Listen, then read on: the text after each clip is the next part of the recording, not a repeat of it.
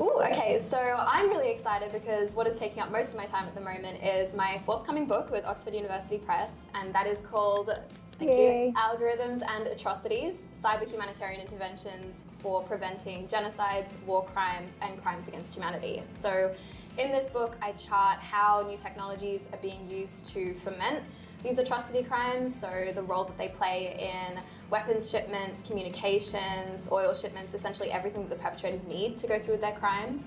And then I chart how we can actually use these technologies to prevent the commission of atrocity crimes, and I call those cyber humanitarian interventions. And there's a whole different range of ways in which I advocate for using these technologies in those ways. And then the second half of the book is all on the ethics of using cyber humanitarian interventions. So who exactly should be discharging these interventions?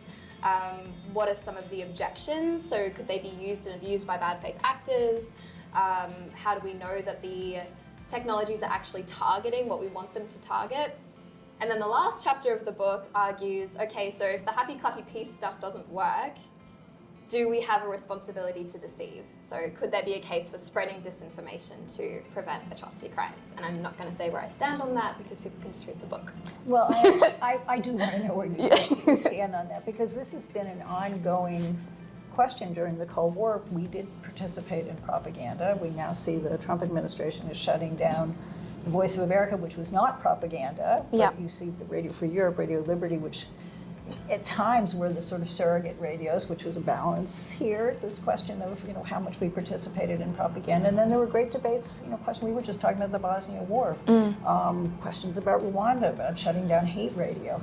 As a journalist, I've always been very sensitive to this question of who makes the decision about who gets to shut down the press, because I can certainly see the Trump administration and lots of other governments that want to make. They are shutting down the press itself. Yeah. So if you have bad actors spreading disinformation, does a good actor, and who gets to decide who's the good actor, have the right to do counter disinformation? Yeah, I mean, I think that that's what it gets to. So at least where I stand in terms of censorship, I sort of play a get out of jail free card. I say that there's a lot of other brilliant work that's been done by other scholars in the questions of censorship, and when you block things or you deprioritize or you delete people who consistently spread fake news or disinformation, what I advocate for is almost flooding the information space with positive content that tries to curry favor for tolerance and respect for human rights.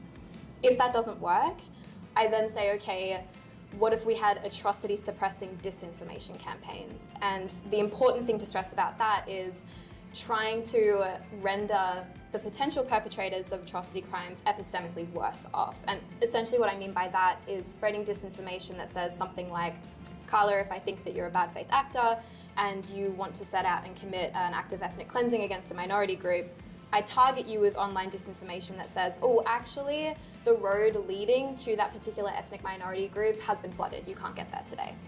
Or actually, we're going to hold off from initiating this particular campaign because we've got increased international attention and we're worried about the United Nations, so we're just going to stay at home. Basically, what I'm trying to do is just get perpetrators to stay at home.